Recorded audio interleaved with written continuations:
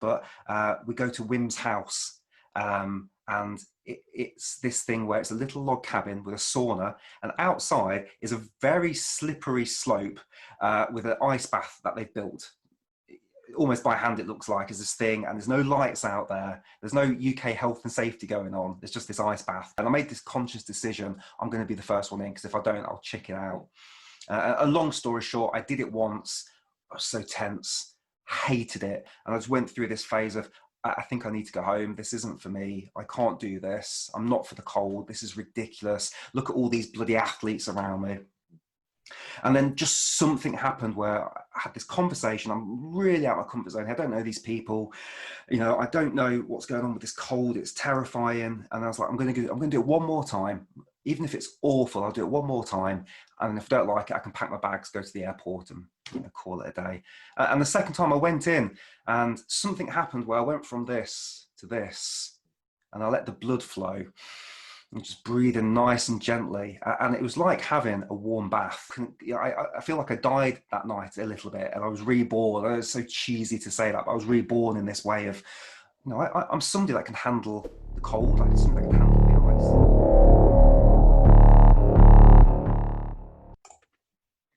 ice. Okay, good morning, everybody. Welcome to a co-release podcast between Take a Deep Breath and The Evolution of Dave. I'm going to introduce myself first of all. So my name's Mike Mayer. I run Take a Deep Breath over on YouTube. We started that channel, probably about a year and a half ago, and it just covers all different types of breath work routines. I trained with Wim Hof in 2016 in Poland, and then since then went on to become a breathwork instructor with Patrick McEwen on the Oxygen Advantage. And very recently now, I've started doing podcast interviews with some really interesting guests. I'm really excited to sit down and co-release this with David. But that's me. I've got a bit of a corporate background. I'm sure we'll get into all this sort of stuff over the next hour. But really excited to meet you all and say hello. And I'll shut up and hand over to David. That is quite an intro. my problem is that whenever I do an intro, I have to keep going, just stop rambling. Me too. I've done this a few times, so I'll keep it as short as I possibly can. So the back end of 2017, I had a bit of a wake-up call. It was quite literally a bang to the head. This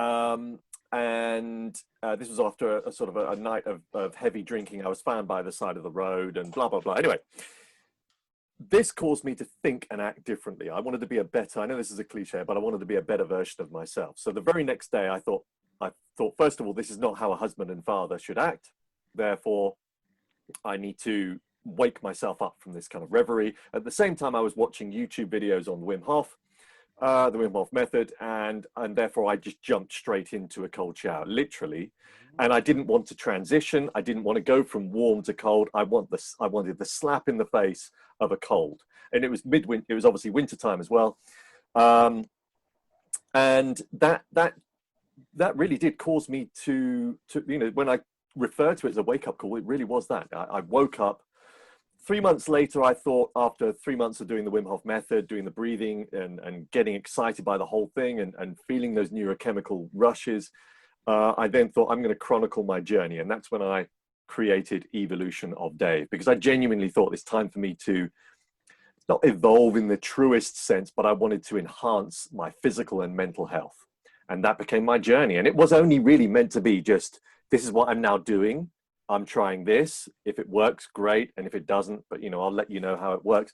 And now it's kind of blossomed into lots of different things that we can discuss. Yeah. In this chat. Fantastic. It reminds me a lot of, are you a fan of Gary Vee? Have you seen much Gary Vaynerchuk stuff? And he always talks about, chronicling your journey. And I think he quoted something like, imagine if Jeff Bezos of Amazon, who I know not everyone's the biggest fan of, but imagine he'd been YouTubing from day one. It would be so fascinating to go back and see people's journey. Yeah. And I love that about people on YouTube. We kind of share that journey of where we're going. And if we make a mistake, that's okay. Yeah. More the better. More, yeah, exactly, because people learn from that, and I think it's an easy way to connect with people as well, especially when something's not gone right. So you had that wake up, you did the cold shower. I'm just really interested. What happened next? What was the next sort of days and weeks look like after that? I really wanted. I actually said this on another channel. So in the 14th century, there were a group of Catholics called the Flagellants, and they were known for obviously literally whipping themselves with flails in order to, it was a way of absolving themselves of sins. Right. And in a way, that's kind of the psychology. I'm not religious, but at the same time, that was the psychology behind what I was doing. And very quickly, I moved from the cold shower in-house to the hose, which I've done every day since. So, over 3 years now of using the hose. Sorry, just under 3 years, using the hose in the garden every day throughout the winter, throughout the summer. It sounds a little bit masochistic, doesn't it? In the sense that I wanted to, it's not the same kind of thing as I wanted pain, but I wanted that, shaking me up feeling. So, but very quickly, I started to realize the benefits of the breath work. That was the really interesting thing. And because when you start delving into, as you know, when you start delving into breath work, you go from that thought process of how can just breathing in a different way change your psychology as well as your physiology. Then you start practicing and experimenting with it, and initially you get those incredible highs. Yes. With the Wim Hof method, those highs are nuts, and they don't last, obviously, because your body adapts. Like everything that we do, you and I do, you go through an adaptation phase. The body goes, oh, what's this? Crikey, I better just pump you full of dopamine and serotonin and yada, yada, yada, all these neurochemicals. And that's why you get these really big highs. Then it goes, okay, I see you're doing it every day, so let's just simmer that down a little bit, and you adapt. It's the same with intermittent fasting. I've gone through that process where you lose loads of weight initially, and you're thinking, should I really be doing this? And then your body adapts, it changes, and then you start regaining the weight again, and it works. So yeah, the breath work, I think I've ever since delving into the cold, I've always loved it. But it's the breath work which has been the catalyst to much of the changes. So I don't know whether you've experienced this, Mike, but I went from being somebody that was letting life direct me rather than me direct life. I wasn't ambitious, I wasn't driven. I had my own business, but it was more owning a business out of necessity because I got sacked from another company. I was a recruitment consultant. Right. And myself and my business partner at the time thought, I don't think anybody else is going to want to employ us, so let's just set up on our own. It was that. It wasn't oh, I'm an entrepreneur, let's create a business. It was more we may as well just do it on our own kind of thing. Yeah. So it was never ambition driven, it wasn't passion driven, it was just necessity more than anything else. And we did that for a good 10-15 years. So before all that, I didn't really have a huge amount of drive. I was a happy chap, pretty positive and looking for life experiences, but that was it. I wasn't in the same state that I am now. And I now realize, after doing more and more research, so over the last 3 years, like you, I've continued building on my knowledge, learning different protocols, practices, but not just breath work, everything to do with enhancing my health. But on the breath work, I now realize, especially after doing Soma breath and the stuff that I've learned through them, that the intermittent hypoxia bit of both the Wim Hof method, of both Soma breath, really does create some very interesting things up here. I genuinely believe it helps to awaken dormant parts of the brain. So whether or not, I don't know whether you've experienced any of this kind of stuff. That's certainly one. Yeah, so I'll just share a little bit about my journey, because I think it'll build a bit of context. So yeah. I had a 15-year marriage that ended around 2016. And just before that, I was going through a bit of a transitional period of starting to get into podcasts and that sort of thing. And I think there's a YouTube channel, which I highly recommend people check out. I don't think they post anymore, but it's called The Journey of Purpose, or TJOP. And on there, they would take different audio clips of different people. And there was one that I was absolutely obsessed with, and it was Steve Jobs and Alan Watts. And they put together a couple of audio clips of those guys talking with some beautiful music, some beautiful visuals. And that just kind of woke me to, this is some really interesting stuff that's being said there. And then I got really into that channel. One video came out, or I found a video about this guy called Joe Rogan. Who the heck? No idea. Who's that? Never watched Fear Factor. This is 2000, Mm. 2015, maybe something like that. So he's big, but he's not big in kind of pop culture terms. He's not on Saturday Night Live and all that sort of stuff being referenced. So I listened to this one clip where he's talking about society and how we go to work. So we can afford a pair of shoes we couldn't afford last week, and we can afford a bigger TV, and we can afford a shiny car. And then I'm really, really butchering it. And he's like, and you do your 40 hours and you get home and you're just like this. And he goes, that's your life. That's your life. And you've sold your life to live in a cubicle. And something just hit me. I was like, I've done 15 years in a corporation. And, it wasn't all bad. I really learned so much. I'm really grateful for that. But at the same time, I was like, I've spent 15 years in this corporation. And I have sold my life to do this, and I had a very closed mind to what else was out there. I always had a feeling there might be some other cool stuff out there, but never allowed myself to get into it. So anyway, I'm listening to this Joe Rogan. I then find the podcast that is referenced. I think it's podcast 382, where I think a guest didn't turn up. So it's just him talking for like 2 hours. So he's again, I think we're at 1505 now. So you can just imagine how long ago it was. So I'm listening to this podcast and I'm thinking, this guy's very confident. And is he just a guy sitting in the bedroom just talking? I don't know. And then you get into it and I start listening to these other guests. And then from that, I thought, oh, this jiu-jitsu thing sounds interesting. I might give that a whirl. And I signed up for the jiu-jitsu class. And then I've been doing that intermittently now for about 4 years. Listening. I could talk all day about the stuff I've learned through him and Audible and all that stuff. But I then heard about this guy called Wim Hof. And he kept talking about him. Oh, it's like Wim Hof. And I was like, the name just sounds so cool. But I never listened to the podcast. It was probably another year before I listened to it. And then I think I actually watched that podcast. And this is the episode 763, something like that, when Wim's first on. And he's got the wolf t-shirt on. And I think he does the breathing technique there with Joe. And I was like, whoa, this is really exciting. This is crazy. Is it real? And I'm by this point, but I should also say I am terrified of the cold. I used to go on holiday with the family to Canary Islands, and there are two pools. One was a chlorine pool, one was a salt pool. I could never get in the salt pool because it wasn't heated in bloody, Gran Canaria. It was too cold for me. Jump in, jump out. And I had this story in my head that I just couldn't go into the cold. I'm one of those people that just can't handle the cold, and that's just the way it is, and that's okay. So anyway, marriage has kind of come into that point where we're going our separate ways. Sold the house, had a little bit of money. I just thought, do you know what? I think he does courses, and I Googled, oh, there's some spaces left in Poland in like 2 months' time.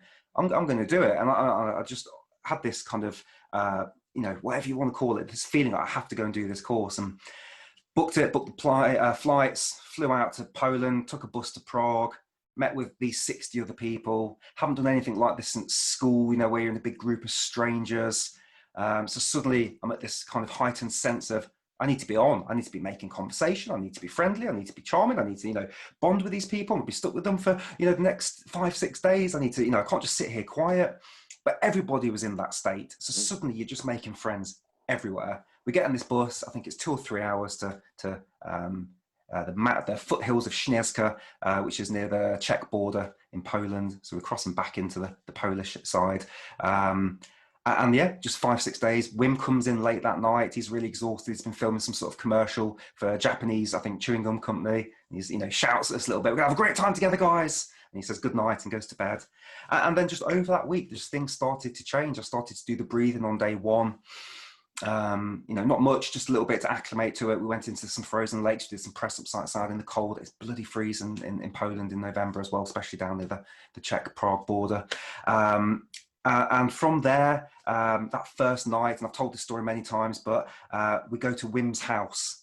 And it's this thing where it's a little log cabin with a sauna, and outside is a very slippery slope with an ice bath that they've built. Almost by hand, it looks like, is this thing, and there's no lights out there. There's no UK health and safety going on. There's just this ice bath. And it's like, right, let's get a few of you in there. And I made this conscious decision. I'm going to be the first one in, because if I don't, I'll chicken out. A long story short, I did it once. I was so tense.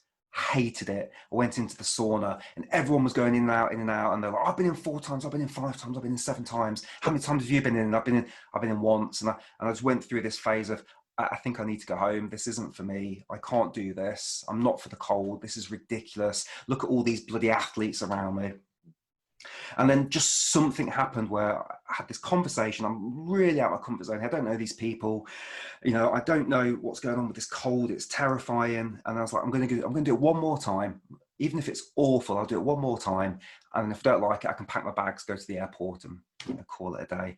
And the second time I went in and something happened where I went from this to this and I let the blood flow and just breathing nice and gently. And it was like having a warm bath. I know, as ridiculous as that sounds, there was ice everywhere. It's freezing. I almost couldn't, I feel like I died that night a little bit and I was reborn. It's so cheesy to say that, but I was reborn in this way of, I'm somebody that can handle the cold. I can somebody that can handle the ice. And I think I did like 3 or 4 minutes. Maybe not even as much as that the first time, but by about the 5th or 6th time, I was doing the 5 minutes and back in the sauna and back in. And that was really the mind shift for me. And from that moment, many other things happened. I then went across Spain and done El Camino. So I took a sabbatical and walked across Spain. Again, would not think I'm the sort of person that has the physiology to be able to do that. Had this story that I'm not strong enough to do those sort of things with a backpack for 35 days. And then I went to Tony Robbins in 2018. And then a week later, less than a week later, I quit my job, that 15-year corporate job. I handed my notes in and did this visualization exercise, which is funny because I'm in the middle of the Tony Robbins UPW right now. He's doing a virtual one. So it's lovely to go back into that. I was in that last night, so I'm back in it again today. And it's been a lovely refresher, but you do this visualization exercise and you ask yourself these questions. If I don't change some of the things I don't like about myself right now, how will that manifest in 5 years? What will be the things that I'm thinking about in 5 years, and where will I be if I don't change? And then you say, what will that look like in 10 years? And it's it's everyone's crying all around you. Everyone's screaming because he really gets you to kind of get those emotions up, old Tony. And he goes, right, what are the things you need to change? And it just kept coming up. You need to leave your job and you need to go traveling because you've been saying that since you were 19 and now you're 35 and you haven't done it and you need to do it. So within a week, went to my boss. I think I was a bit teary. I was like, I need to quit. I need to go traveling. And we had a lovely conversation. And I gave her 6 months notice, which I think was part of me trying to get out of it. And I didn't. I had so much resistance. So anybody that's thinking of doing something like going traveling, you will come across incredible resistance in your own mind going, this is a bad decision. You shouldn't do this. Cool. Anyway, I did all of that. I got through those 6 months, said goodbye to everybody that I worked with for 15 years. Got a one-way ticket with my girlfriend out of the country. Didn't really plan where we were going to end up. Sold the car, sold the sofa, sold the, everything we had really. We didn't have a bed. We were sleeping on my brother's floor before we flew out. 35, nothing's left, just a pot of savings, and we don't know when we're coming back. And from there, we just traveled. I was doing some stuff on YouTube, but really just for me, the breathing exercises I initially put on there was just so I could practice and I didn't have to have my phone, didn't have to have a recording on my phone. I could just find my YouTube anywhere. And then people started to view. And I thought, maybe I should do a couple more breathing exercises. And then I thought, well, why don't I look at other things other than Wim Hof? And then started looking at the pranayamas. Then I went to Bali, spent a month in Bali learning some of these pranayamas, spent time with different yoga instructors and learning different breathing techniques there as well. Did a load of Kundalini, which is bloody incredible. Really enjoyed the Kundalini. A lot of breathing with yoga and twisting. Did a cacao ceremony there as well, which is, again, really interesting, bizarre experience with a cup of hot chocolate, but I'm really doing it a disservice because it's a wonderful couple of hours ceremony where you kind of freestyle dancing and celebrating cacao and all these things. And anyway, I get to this point now where I release a video once a week. I try and find a different breathing technique. I try and learn all about it. I practice it. I'll mix things up on the channel so the guys get an experience of something that's maybe a bit heavy and then something that's a bit soft. Box breathing, for example, is something I absolutely adore. 5-7-8 technique as well. And these are things I practice because they help me sleep at night and help me relax. And very, very recently, I'll hand back over in a second because I appreciate I am now rambling, but I wanted to learn the science of breathing because I remember I feel like I've learned the experience of it. I'm feeling it and I know something's going on here, but I can't really demonstrate what's going on scientifically. And I think I said to you before the podcast started, I very much say I'm a learner and I'm a student of breath work. And I think anybody that says they know it all, I'm always a bit wary of that because we're all learning all the time. And I came across Patrick McKeown on, I think, London Real. And Patrick McKeown wrote The Oxygen Advantage. Fantastic book. It's very science heavy. And I thought, this is interesting. And He does a breathwork course, and it's not ridiculously expensive either, and it's an instructor's course. And I thought, you know what, I'm in lockdown. This is a great opportunity to learn this. And it was a 6-week course, something like that, with Patrick on Zoom, 3 nights a week.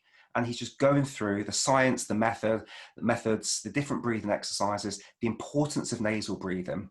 And at the end of it, you go through a huge test. It's something like, I think, 100 questions, 88 questions. And they're really science heavy as well. And you can't just Google the answers. You have to look through your notes, remember what you've learned, have a crack at it. And I think there's sometimes 6 or 7 answers, and some of them are very similar as well. So you really need to understand a bit more about the science. So I did all of that.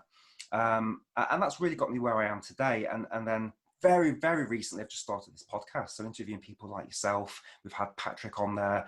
We had Neeraj from Soma, which I think we'll talk about in a second. But it's been this experience. If I just go back to the Wim Hof thing, that moment sitting in the sauna, that's something clicked where it's like, you can go out your comfort zone and you're not going to die. You're going to be okay. And it's just that thing that clicked for me. Probably similar to the experience that happened with you. Like, enough's enough. You are where you are today, but actually there's so much more out there. And that is the story of kind of where I have got to today, and the comfort zone metaphor, I guess. But isn't that funny, you know? Because lots of people will be listening to this at a point where we were previously. And they'll be looking for inspiration. And they might get some inspiration from this, but they might watch something else, and then something else, then something else. Then suddenly something will click, something will resonate, and it will slap them in the face. And it will make them do one thing. And hopefully that one thing will be, if it's going to make them change, it will be getting, typically, as David Goggins often talks about, getting comfortable with being uncomfortable. Yes. That's the thing that causes change and causes you to act and think differently. And that's what's happened, obviously, to both of us. You know, for you, while sat in the sauna thinking, there's no way I'm going to go back in the cold. But you made yourself do it for whatever reason, doesn't matter what it is. But by doing that, you then had this experience where I was talking to a couple of Wim Hof instructors at Primal Being, based in Sherborne, lovely people. And Kat, the lady, she was saying that what's really interesting is that quite often men get into the ice baths.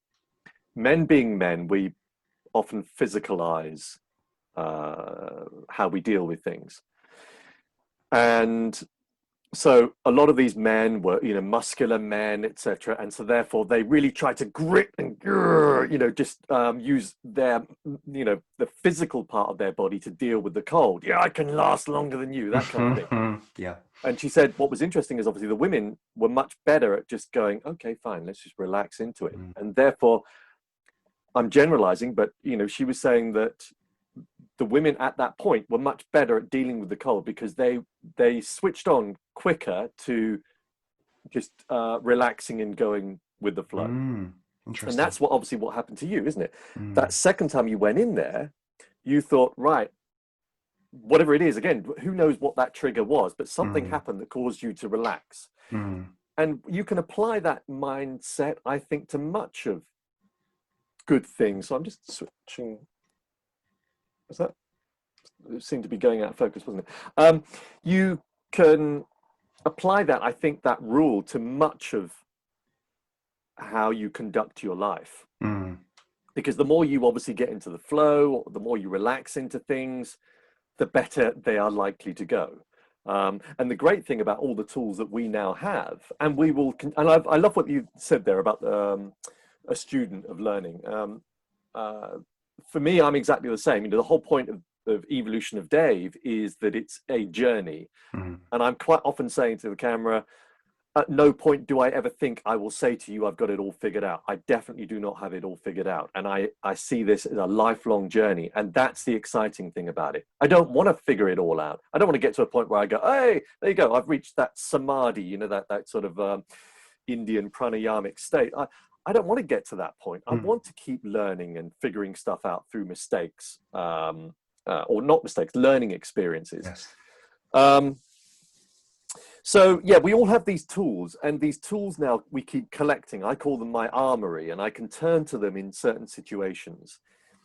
And going back to that calm state that we all want to be in certain situations, I can, you know, I've got tools now that I can just go, right, I'm going to use this, and that will put me in this state in order to deal with that thing, whatever that thing might be. And I would imagine you're the same. Now that you've done the Oxygen Advantage, when I read that, I think I read What Doesn't Kill Us by Scott Carney first, all about Wim Hof. Then I read The Oxygen Advantage. And then I started telling people on my YouTube channel about The Oxygen Advantage, saying you need to read both. Because quite often there's conflicting information and contradictory information between the Wim Hof and The Oxygen Advantage. Yeah. But that's why you need to read both.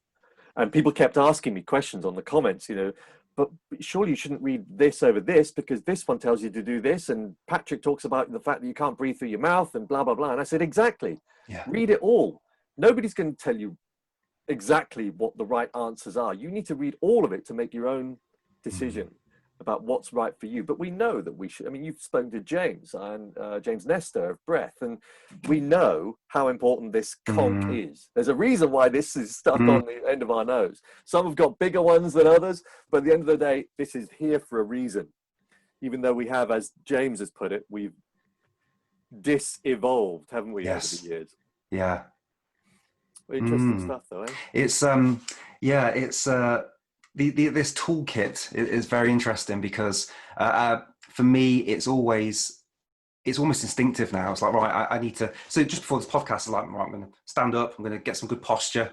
I'm going to take a few breaths, and I'm going to get myself in that mode because I want to be on camera. I want to come across nice. I want to do good service for you and for the viewers. So I have that toolkit. And before bed, it's like, right, I want to get out of my head. I'm not going to stare at my phone. I'm going to just take some really slow breaths in through the nose, out through the nose. I'm going to focus on the warm air coming in, the cooler air coming in, sorry, and the slightly warmer air coming out. There's almost a resistance sometimes to do that, I've noticed. But the minute I start to put myself in that mode and go, no, brain, it's time for you now to be quiet, it really doesn't take me very long. And I've always been somebody that struggles to sleep. So that's been a lovely find for me. You take your mouth up? I've done it a couple of times. Yeah, I did it and I had more moisture, but I think I've almost got the problem where I clench too much at night. So I think I've almost got the problem where I probably need to work out more ways to relax because I don't, and again, this is so ridiculous to say, I don't think I sleep with my mouth open, but then probably we all think that. So I have done it a couple of times actually. What about yourself? Do you do that very often? Well, I did it after reading The Oxygen Advantage. And then I only did it for a short period of time, and I arrogantly thought, that's it, that's me sorted. I no longer breathe through my mouth at night. Then I had a bout of hay fever this year because I now do a part-time gardening job, and this puts me in the front line with some allergens, only for a short period of time in the year. My hay fever previously dissipated, so I didn't really notice it so much.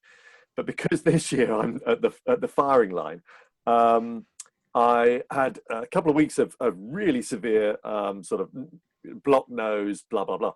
So at night, clearly I was breathing through my mouth. And I then thought, oh, yeah, I can really sense a big difference. And I realize now that I'm probably doing it more often than I thought. So since then, I've been taping it up. The main thing that I've noticed is I definitely have a calmer sleep, which again makes sense. By breathing through this, you're getting a much more parasympathetic derived breathing pattern, and you've probably told your listeners about this before. But sympathetic obviously is all to do with the fight-flight reactions in your autonomic nervous system, and the parasympathetic is all to do with calm, digest, rest, etc. And so the other thing I noticed is that my dreams have changed. And oddly, it's not like my dreams have become calm. They've become more lucid, more vivid, but also quite adventurous. I seem to be going on these adventurous journeys now that I take my mouth up. So, very cool. What is interesting is that, so I did try, by the way, the hermetically sealed approach. I think James talks about this, where you get the tape and you literally tape it all the way across. And what I did find on that one night that I did it, I woke up. I didn't feel panicked, but I think I woke up in a panic because my brain had said, you're being suffocated. Right. So, and I very quickly sort of took it off. Now I just get a small strip straight down the middle. I think occasionally what happens is you get this, every now and again, for some reason that message is not going to the brain, so you sort of have a little breathe throughout the side of your mouth, because my wife has told me. But for the most part, I think I am predominantly breathing through my conch. I need to go back and have another crack at that. I think, yeah, because I Worth a think the go. way James Nestor said was a Charlie Chaplin size mustache. Because Yeah. I've obviously got a bit of a beard going on, so it doesn't stick to all this. But yeah, it just leaves a little bit of hair, so you can still have Yeah. a little bit of a conversation with your partner Yeah. when you've got it on, which is obviously good. So I just want to talk about something second. You said about the conflicts in breathing, because I think that's such an interesting point. And when I was doing the instructor training for Oxygen Advantage, I was constantly asking questions, probably doing Patrick's head in. I was like, what's the difference between this and Wim Hof? And what's going on with Wim Hof? And a lot of the time he was going, you know what, we don't know sometimes. And he said this actually on the interview I did with him, was breathwork people don't tend to be very rich people. And studies cost a lot of money, and there just isn't that many studies. There are some, but there are not that many compared to all the other things that are out there right now, and it's starting to pick up pace. So I think it's really interesting to see where we're going to be in like another decade, because with things like James Nestor's breath and all these sort of things, what we're doing. Well, I think what's interesting about that is I think Patrick's changed his stance slightly. I've noticed anyway, because initially both he and a few other people, when they come from very specific breath control, breath understanding backgrounds, they have a tendency, some people, to down other techniques. Yes. I've even noticed it with some people with Soma breath. I'm not going to mention names, not Niraj, but I have noticed it with some other instructors that wrongly, in my opinion, will state, you only need to do this type of breath work. And I don't think we're there yet. We're not at a point yet where we can confidently say 100% only do this. We might well find, as you say, in 10 years' time, that everybody that's been doing the Wim Hof method is now suffering some poor health. I don't think that's the case because, as we know, Wim Hof method is derived from Tumo and pranayama, kind of, the combination of both. Those are ancient techniques. If people were suffering ill health because of those, we would have figured that out by now. So we know that I'm pretty confident that they are perfectly fine to do. But it's like anything in life. Everything should be done in kind of small doses. There's some on. I remember I get asked some silly questions, and I've seen these questions as well posed on the Wim Hof Facebook group. I've heard this one guy, he wrote saying, "Oh wow, this Wim Hof method breathing is amazing. Today I did it 25 times. Do you think that's okay?" And I thought, do I really want to grace that with an answer? But other people did grace it with an answer. And in my mind, I was thinking, come on, for goodness sake, by the very fact that you're asking that question, you do that 25 times, of course, it's not a good thing to do.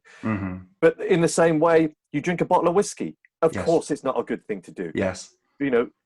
Many forms of toxicity in our body can, if consumed too much, cause harm.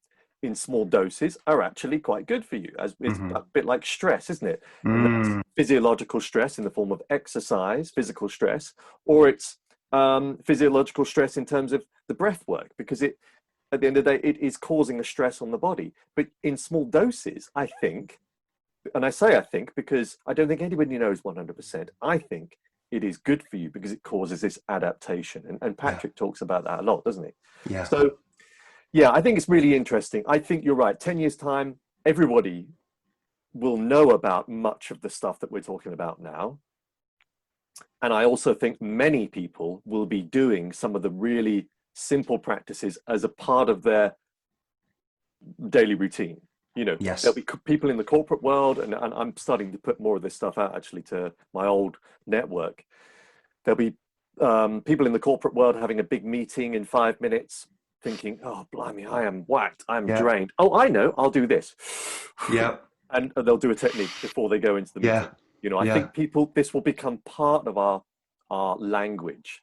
Yes, I hope so. It's to use these techniques. I tried to do some of this after, I think it was after Tony Robbins, because Tony Robbins has got the priming technique. I don't know if you come across this, where it's like, and that just gets you in a different state, very quickly. And there's no breath holds. It's just in through the nose. I think it's out through the mouth. Yeah. I got my team to do that when I was in my old corporate job, and they just thought I'd gone crazy. It's like, some stuff might come out of your nose, and that's okay. And when Tony says that, that's fine. When you're in a boardroom saying that, it's they had a crack at it. So I think for me, going back to what you're saying about these different breathing techniques, these people that the men that would kind of sit through the ice. You know, I very much was trying to do that. And for me, the big breathing was the thing for me. You know, let's do the Wim Hof breathing. Let's take loads of air in. And there's been a shift this year, which has been very much, let's just get used to walking around with your mouth closed. Let's go for a bike ride with your mouth closed. Let's sleep with your mouth closed. You know, all these different things. You know, I was going up, I'm in Leicestershire, and we've got Old John, which is this lovely kind of, I think it's a national park, beautiful park, quite hilly. Yes, you know, strange breathing going up the hill, but with the mouth closed. You know, I'm very conscious. I'm saying to my girlfriend, you need to close your mouth. I think I'm becoming one of those people that's like constantly as soon as I see a mouth breathe, I'm like, oh, you know, I'm very conscious of that. But I'm very much now about the gentle breathing, about the nasal breathing, and I will still do some of those bigger breathing techniques, but they're not my daily practice by any stretch. You were talking about hay fever. We were in a water park quite close to here about 2 weeks ago, maybe 3, when we had the heat wave, and the pollen was going absolutely crazy. Really stuffy nose, blew it, didn't sort it out, and I thought, I'm going to try the breath hold technique that Patrick does, which is a normal breath in, a normal breath out. You hold your nose and just shake your head. So there I am walking through this water park, looking like a plonker, doing that, and I think I did 2 or 3, and then suddenly just everything opened up, and it wasn't 100% perfect, but the percentage increase from where I was 40 seconds ago was significant enough to go, oh, okay, I can breathe normally going through my nose, and it's done something now because the pollen was kind of irritating and closing it up. So I'm very much now about balance, and I'm very much about the gentle breathing, almost more now than the big stuff. But what I'm very excited to ask you and talk to you about is Soma, because I know you've had Neeraj on your podcast recently. I had him on Friday, and he'll go out in a couple of weeks, I think, on the channel. And I wasn't expecting this. He goes, let's do a breathing exercise towards the end of the interview. I was like, okay. And I've never done anything Soma related, so I'm really interested to pick your brains in a second. But as a man that's been doing, you know, Wim Hof breathing for 4 years on and off, I thought, you know, I've experienced all the visuals and all that sort of stuff. It doesn't really happen to me anymore. And we did this 22-minute breathing exercise, in through the nose, out through the mouth, 2 in, 2 out. Great audio.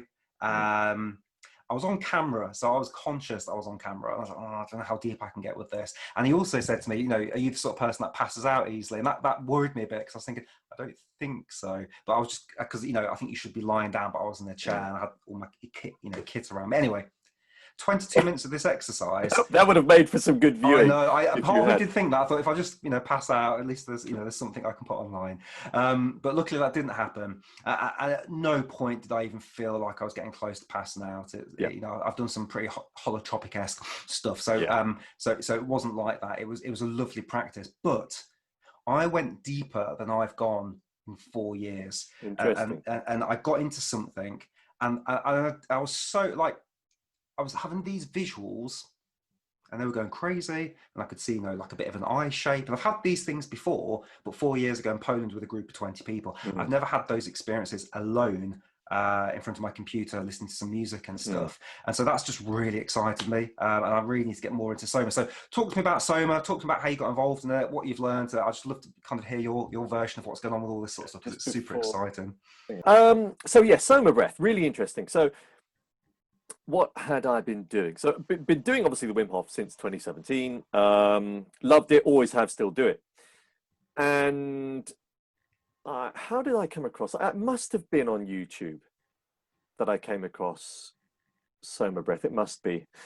It's funny, isn't it? Because we consume all this information, and we quite often don't really know where it's coming from sometimes. But and the reason why I was lured into it initially, because I was thinking, well, I've studied various different things. I studied to be a clinical hypnotherapist.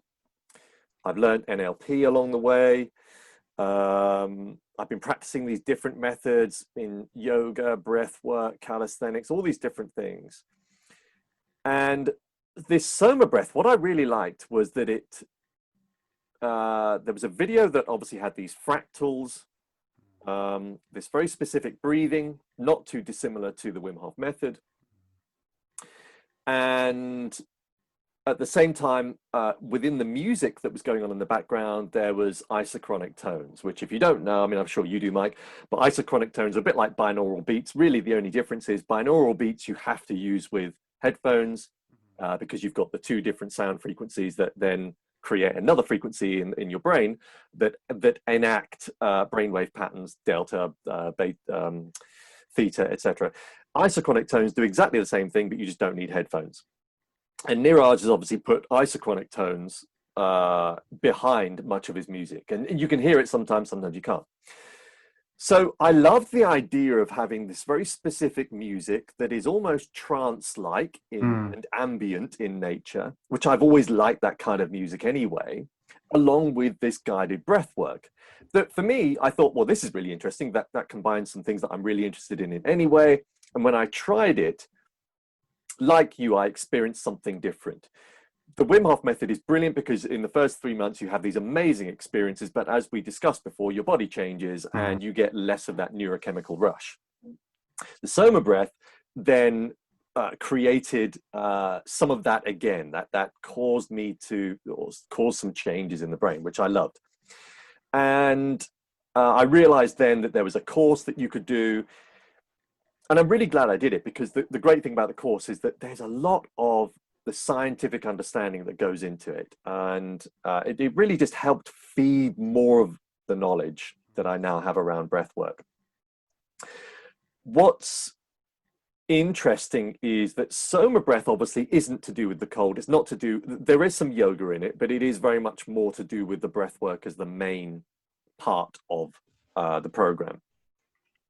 But it opens up a whole load of different breathing techniques, not only just the differences in rhythm. So Soma breath, the great thing about it is that, and I think part of the Wim Hof method is going down this route now by the sounds of it, but the Soma breath is very specific in that it has you breathing in a rhythm. And there's something about breathing in a very specific rhythm. In other words, 2 seconds in, 4 seconds out, or 2 seconds in, 2 seconds out, or 4 seconds in, 8 seconds out. When you breathe in a very specific rhythm, that creates this coherence in the body. It helps to balance the autonomic nervous system.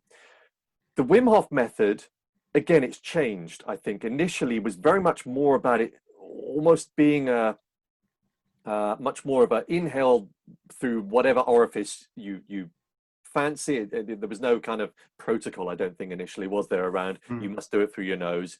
If you want to do it through your mouth, you can do it through your mouth. Yes. And it was much more of a kind of much more of a Viking like sort of not aggressive but sort of power breath. And that's what's so good about it, and that's what's so amazing about it, because those really big deep inhales and exhales, they of course create this physiological response. Soma breath is a much calmer way of doing that exact same technique, and you get the rhythmic element of it, which makes sense to me. You know, it makes sense that it's going to help balance everything that's going on in the system. I did a chat recently, and at the end there was a Q&A. It was a Zoom conversation with some people, and at the end there was a Q&A, and there was this one guy that every now and again I got a sense, because I could see his face, that whenever I was sort of touching on the scientific stuff around this, I could see his head nodding up and down. And I also mentioned this doctor called Dr. B.M. Hegde, who do check him out if nobody, if you've not heard of him. He's an amazing guy. I think he's in his 80s, maybe 90s, Indian doctor, Western medical trained, but very much promotes Ayurvedic, pranayama, and these other kind of methods. And he's amazing. Anyway, I mentioned him in the conversation. This guy nodded his head as if to say, yeah, I know who he is. Anyway, when he then posed a couple of questions at the end, the way he asked these questions, I thought, oh, crikey, I've got to be on my A game. He knows something from a medical perspective. Anyway, he asked me this one specific question. He said, do you think, David, that you can control your autonomic nervous system? And I thought, oh, and now I'm being tested. I feel like I should plug into Patrick's knowledge. But I then said, okay, and I answered it as best as I could. And I said, I think what you can do is balance your autonomic nervous system. As we now know, and the Wim Hof method, and Wim Hof has proven this, the stuff that we didn't think that we could control, the autonomic nervous system, we now know that we can affect it. We can change its state. So I answered it that way. And it turned out he is a British surgeon. Right. So the fact that he was involved in the chat, I thought that's amazing in the first instance, because it means that people in the NHS are waking up to these ideas. But the fact that he's also a surgeon, in other words, he's going to have kind of a very specific background. The fact that he's interested in it, I thought was amazing. So yeah, what we now know, certainly with the Soma breath, there's a really good article that people should look up on PubMed called, I think it's something like The Benefits of Intermittent Hypoxia, A Matter of Dose. It's a really, really good article that pulls together much of the research that has been done on intermittent hypoxia. Okay. And you know this, Mike, but for those watching it, the intermittent hypoxia bit comes from the exhale breath hold part. So it's changing the oxygen and the CO2 levels in your body. And therefore the research that's gone on has looked at the physiological changes.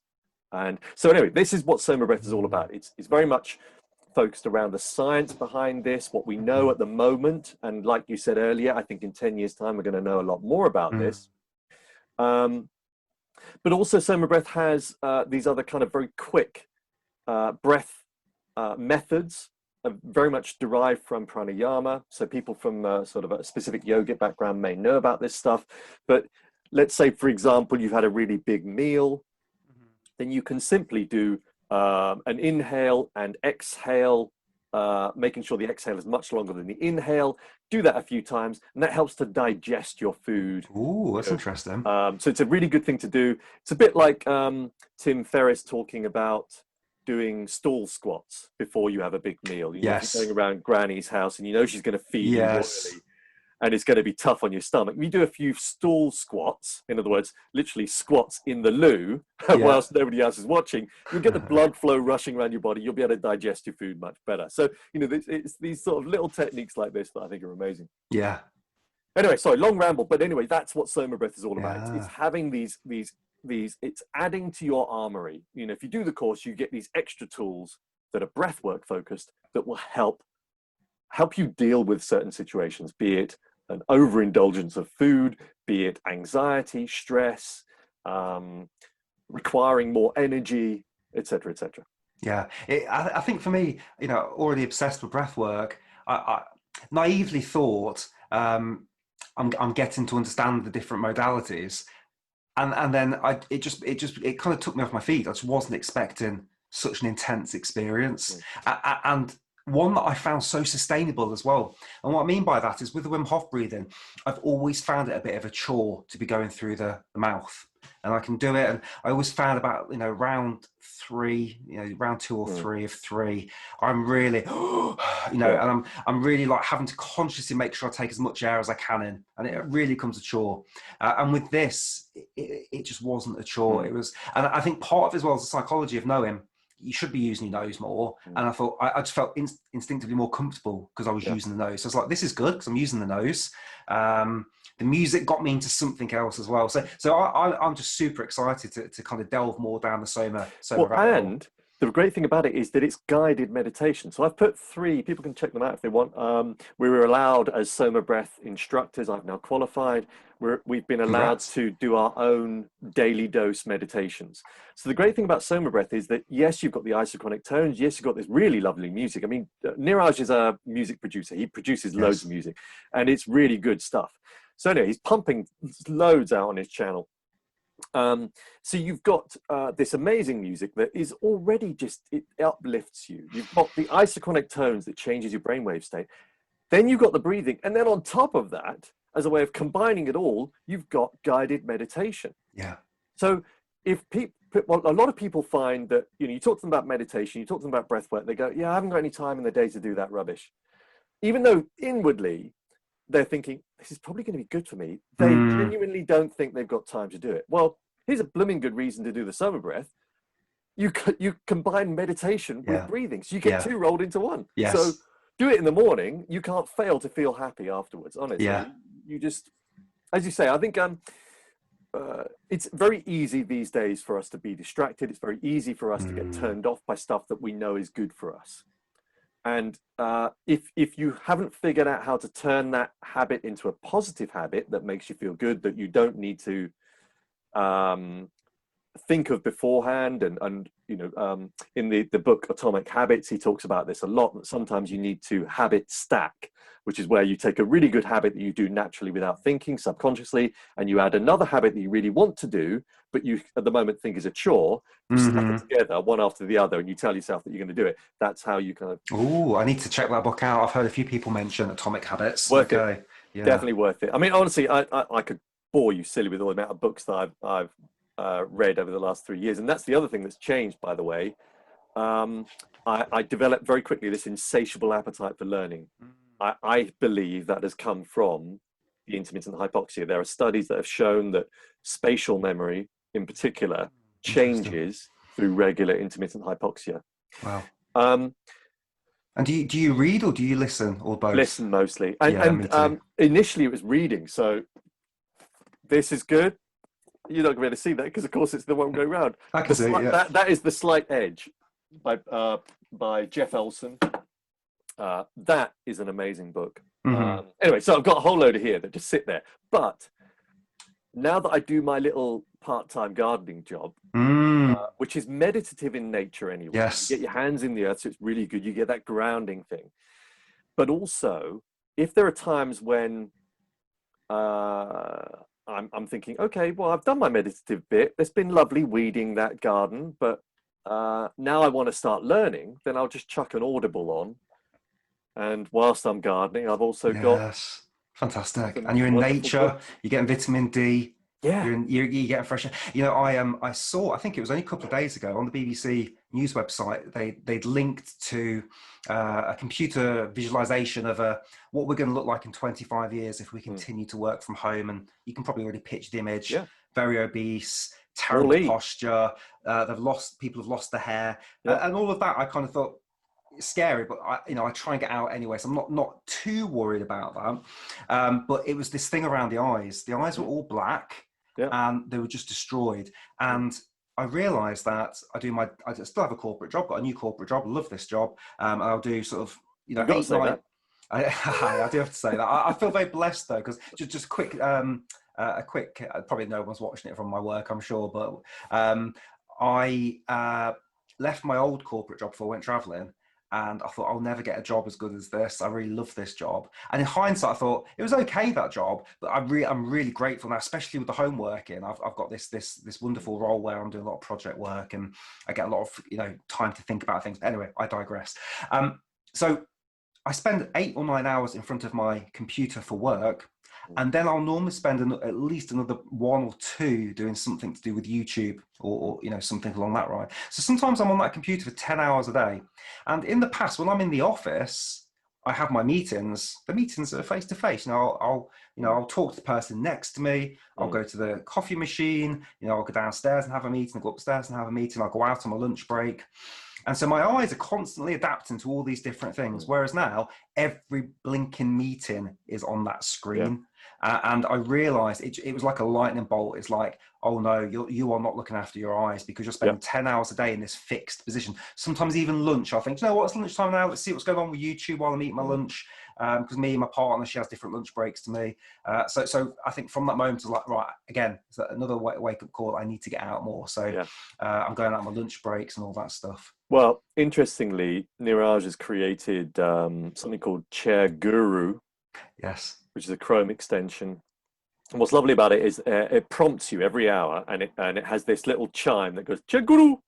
So it's with this sort of Indian accent. Brilliant. And it gets you to do different things. It could be just a simple, stretch. Yes. It could be, So one of the things I've started doing, I'm bringing stuff into the corporate setting because again, I've got this big network from my previous career, and I know through doing all this stuff that what you're experiencing is now, I think, going to be the next really big health issue that people are going to face. There's lots of people because of lockdown that are quite happy now working from home. They've gotten used to the routine. They want to continue doing it. And they will very easily get sucked into this world.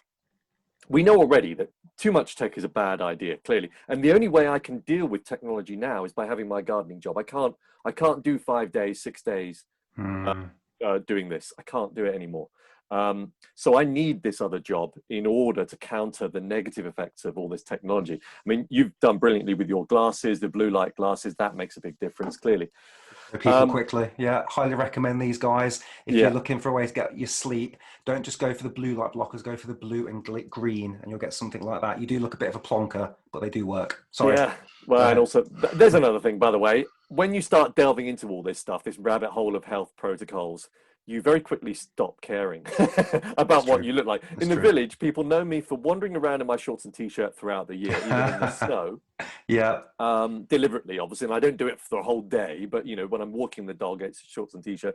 They also know me for talking about it because I evangelize about having cold showers in the garden and doing all the kind of weird stuff. When you get to that point of not caring, it's a lovely feeling. I genuinely do not care at Yeah. all what people think about what I wear, look like, etc., etc. And it's a lovely feeling. Um, where were we going before that? Before I got excitable, as I was I just gonna often say, do, I just like think you you. look very well put together. I went to the bank the other day and I had a shirt on, shorts, long socks, and I've got these Vivo barefoot shoes. I don't know if you've seen Mm. those; they're fantastic. But again, I thought, oh, I do still care a little bit, but I do go to the gym with these on from time to time, Well, and I'm 10 years older than you, so once you give get it. to my age, honestly, you stop caring. It's I lovely. am caring less and less. Yeah, we were talking about the gardening job, weren't we? That's what I was going to say actually. So after this BBC article, and I thought about this thing around 10 hours of screen time, awful. And then what do you do after you finish work and you finish your screen time? You watch Yeah, bloody TV as well. yeah, So exactly. so I think Ben Greenfield talks a lot about the technology goes off and they'll do something as a family. They'll play guitar, they'll go in the Yeah. garden. And when I first heard that, I wasn't ready to hear that. I was like, Mm. no, because screens are awesome, Facebook's Yeah. awesome, YouTube's awesome. And now I'm getting into that stage of no, real life is better. I need to find more time to look at Yeah. a human and all that sort of stuff. But no, I actually said to Nina, my girlfriend, I said, I think I need to find a gardening job. So it's so funny you said that. I said, just Brilliant. something about being outside, Yeah. digging, using your body, Yeah. socializing a bit with your customers. So it's so funny to hear you say it, 'cause I actually thinking the same thing, which is that would be a wonderful job if you could supplement that with what you do, Yeah. with the rest of the time. That's a winning And you don't life, I need think. experience. I went to this company and I said, do not look at me as a gardener. I have no experience whatsoever. If my parents knew I'm coming to an interview for a gardening job, they would laugh because they are Right, gardeners. right. I have Ah, never had green fingers. I do not like it, yeah. or No, me rather, did neither. not like it. Yeah, Now, of course, I do like it. yeah, And they were willing to take me on because I think they saw me as somebody that could do all the physical stuff that they can't be bothered to do. In other yeah, words, whenever they say, right, that pile of mud needs to be moved, I go, yep, that's my job. Or these hedges need to be cut. Yep, that's my job. yeah, Because yeah, I want the physical exercise. I want to, sometimes I will weed a person's garden, and the poor person in the house must think this guy's a nutcase because I will deliberately go into a three um, so a press up position so that deliberately I'm putting all my stress on that left hand whilst I weed. yeah. Then I will move again deliberately because I like Yes. all these calisthenic stuffs and stuff rather, and then I'll use my left hand for weeding. Again in a press up position. I can't do it for too long, but therefore I know that I'm acting on my core strength. Yeah. If I'm using a hedge trimmer, a petrol hedge trimmer, it's got a bit of weight to it. So therefore I'll start squatting. So I'll squat down, move up, because these hedges Fantastic. are normally pretty tall, and then Yeah. I'll switch arms, and so I'm constantly making sure I'm getting this full body workout because that's what Mm. I want. Yes. Fantastic. So yeah, I'd highly recommend it. Yeah. There's going to be somebody out there that's willing to employ you, even if you don't have any experience. I have very little. We've been growing some basil and some coriander on the window ledges, There you and go, job some of done. it's done all right. So I think on my CV I can say I've not killed some plants. Yeah, So exactly. oh, brilliant. So if we think about how we promote each other, then how can my audience find you? Right. So my YouTube channel, much smaller than yours, is Evolution It's of doing Dave. really well though, Dave. I've been really impressed with your journey actually because I started following you about 6 months ago, and it's wonderful to see your audience. You've got a really dedicated following, I must say. So very Oh, thank impressed. you.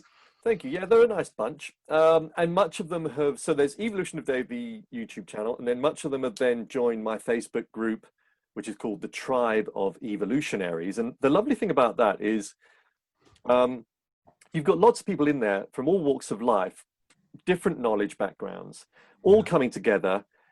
A lot of Facebook groups I find can be quite negative initially, or people just slag each other off. This one at the moment, is still hugely positive. People just helping each other out. You know, somebody will say, guys, I've got a problem with this. Have you tried this? But it's all to do with enhancing your physical mental health. So there's lots of ideas. It's a really lovely, friendly group. So it's worth, I think, people joining that if they would like. And LinkedIn as well, I'm starting to do a little bit more on there, because I am, like I said, bringing much of what I now do into a corporate setting. I think there's a real value to that. I mean, we've just discussed how much the stuff that we now do would be valuable to people that sit in front of a computer all day. Yes. So on LinkedIn, just look for David Florence. And I do have an Instagram profile, evolution_of_Dave. I don't do it as much because I'm not a big fan of Instagram anymore. You know, I put stuff on there every now and again, but I don't know, I'm kind of going off it. But anyway, people can join me on there if they like. And I love, do you like the way I promote my stuff? It's very self-deprecating. Anyway, yeah, there we go. I too have got not a great Take a Deep Breath Instagram account. It's got a few pictures of me on there with holding a pair of lungs and stuff. So I keep thinking, what would be the best thing to add value on Instagram? So I haven't quite figured that out yet. Yeah. But for me... getting naked, probably. Well, maybe. I don't think people want to see that. So on YouTube, you can find me under Take a Deep Breath. It's all capital Which is letters. amazing. Let's face it, that is an amazing channel. You've done brilliantly with that. Thank you. It's been a wonderful journey, and I feel very honoured and privileged to run that channel. I think we're almost at 50,000 subscribers now, which is just ridiculous. Yeah. And I think we're almost hitting 7 million views now. So it's wonderful. So if you aren't on there already and you want to go over and subscribe, that would be much appreciated. We do have a Facebook group. Again, I need to do some more stuff on there. So if you just, well, it's a page, I should say. So maybe we need to look at a group there as well. But what I will do is I will do a plug for a couple of the other YouTube channels I've got, which are quite new. So I am not a hypnotherapist, but my best friend is a hypnotherapist. And we run together Hypnotherapy Unleashed. So that's on YouTube. We're very new. I think we're about 350 subscribers at the moment. We've got about 15 videos on there, and we post a new video every week. And there's stuff on there for stress, depression, how to stop smoking, how to stop drinking. He's a fantastic hypnotherapist. He lives down south in Devon, Cornwall-esque. What's his name? His name is Lester Savage. I think you're friends on Facebook, actually, because when I connected with you, I think you were already connected, maybe, I think. So Lester runs Hypnotherapy Unleashed, and I do all the techie stuff. So my background, I've got a degree in film production, so I'm the guy that does the editing and all that sort of stuff. So we've got that. So if you're into that sort of stuff, please look at that. And I've just recently started Take a Deep Snooze, a play on Take a Deep Breath. So if you type that in, you'll find a little sheep icon. And what that is, that's all white noise videos on YouTube. So people that are struggling to sleep or want to study, or you've got a new baby, or you've got some tinnitus, there's stuff on there with rain. There's some stuff where I'm in Leicestershire and we've got the water park just down the road, and it was just chucking it down the rain a little while ago. So I got the camera out and the audio equipment, and you've just got sort of 10 hours of the rain hitting the balcony, and a squirrel runs by the balcony. So that's quite nice. There's a lot of natural stuff on there. So if you can check those out, that'd be wonderful. So yeah, take a deep breath, take a deep snooze, and Hypnotherapy Unleashed. If you are a film producer, wouldn't it be great if we got a group of people together in Woodland, in the round, and you and I take people through a breathwork ceremony? Ooh, I love that idea. And we film it. Yes. And there will be some panning shots. There will be some focus shots on the person guiding the ceremony. There'll be this amazing music in the background. There'll be the sound effects of people breathing. Mm-hmm. Wouldn't that make a great video? Let's do it. And we can do it socially distanced as well, can't we, if we go outside? Exactly. Yeah. Okay. Yeah. Let's pick that up offline and see how we can make that happen. And if you're interested in doing something like that, because I'm Leicestershire, whereabouts are you? Bath. Okay. So maybe we can pick somewhere in the middle. Yeah. And figure something out. That'd be a great idea. Okay. Yeah. Let's. So yes, if you're interested in doing that, drop us a comment or an email. And yeah, let's see if we can figure out a way to make it happen in the UK. That'd be wonderful. Fantastic. All right. Well, Dave, it's been lovely talking to you. I'm Really glad nice. we finally got to do this after I think it was about November we first spoke, and let's do something like this again in the near I think future. we should. I love your journey, by the way. Well done. Yeah, you too. Yeah. Same. You know, give each other a nice virtual pat on the back. I think, exactly. Cracking job. I can feel it already. Yeah. Lovely. Well, thank you so much, and thank you. I'll end the recording there. And guys, thanks for watching, and see you on the next one. TTFN.